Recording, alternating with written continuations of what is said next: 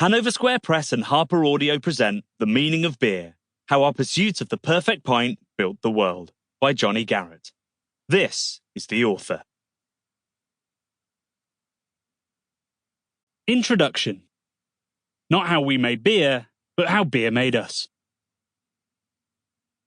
Every night when my dad got home from work, he'd kiss my mum, ask what my brother and I were watching on TV, usually to little or no response, and head straight upstairs. There he'd change out of his work uniform of branded polo and chinos and into his home uniform of unbranded polo and chinos. He'd then thud back downstairs and hit start on the microwave to reheat whatever we'd eaten a few hours before. Finally, he'd go to the fridge, pull out a stubby bottle of lager and settle at the kitchen table.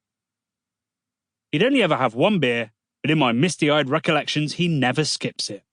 It was the routine, his signal that the workday had ended. As vital as the meal he had it with, as the kiss from my mum, as the begrudging communication from his heirs. For such an important moment, maybe the best moment of the day, he didn't invest much in it. My dad's hardly a gourmand, but he knows his wine in an garvey-to-garvey kind of way. He certainly never served red with fish and likes to discuss that fact. But the opposite is true of his beer drinking. Despite having a bottle every darn day, he stuck to the bottom shelf stubbies. Lagers our family fondly came to call French piss. I don't know if Beer d'Or was his favourite, or if my mum simply shopped at Tesco more than any other supermarket, but the gold label, chunky bottles, and flimsy cardboard crates shaped like a Robot Wars entry destined to go out in the first round are burned into my memory. When I was young, I'd sometimes be charged with loading the basket at the bottom of the fridge with more, and when I was a little older, I was allowed to crack open the bottles for him, sniffing suspiciously at its strange, grainy aroma. I took my first tentative sip in my early teens. One evening, my older brother had, to his and my surprise, been left in charge of the house along with some friends. Naturally, being in charge at the age of 16 meant drinking beer and watching films with an 18 certificate. The fact that I was only 13 didn't seem relevant as he handed me a bottle and said, "Don't get drunk."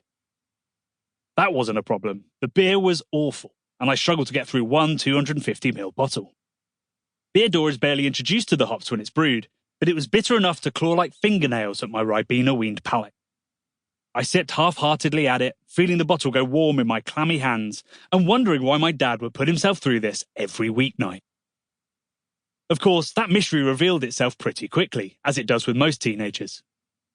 My dad's green stubbies became the lubricant for many drunken barbecues and illicit house parties as I pinballed my way through my teens, and Beer d'Or now holds a very special place in my heart. When I visit my parents these days, I insist there's a stack of French piss in the fridge ready for my arrival.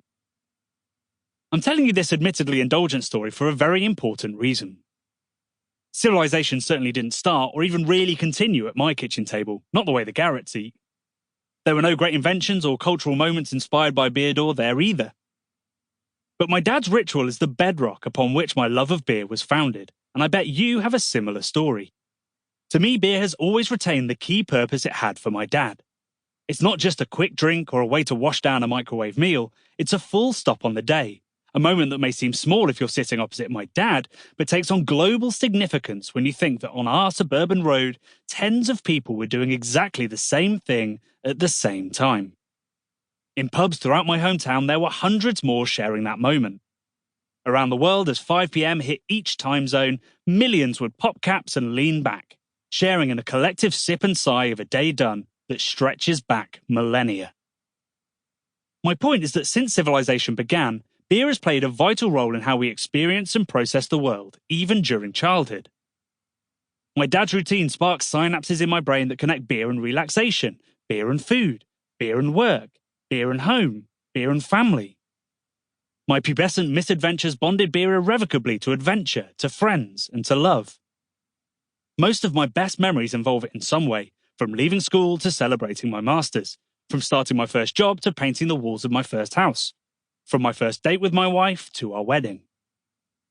And that personal significance needs to be multiplied by the billion, by everyone who has ever lived and everyone who ever will.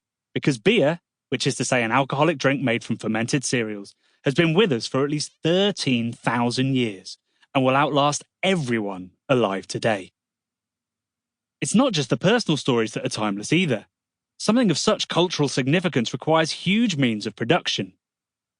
An inconceivable amount of human ingenuity and endeavour Sample complete. Ready to continue?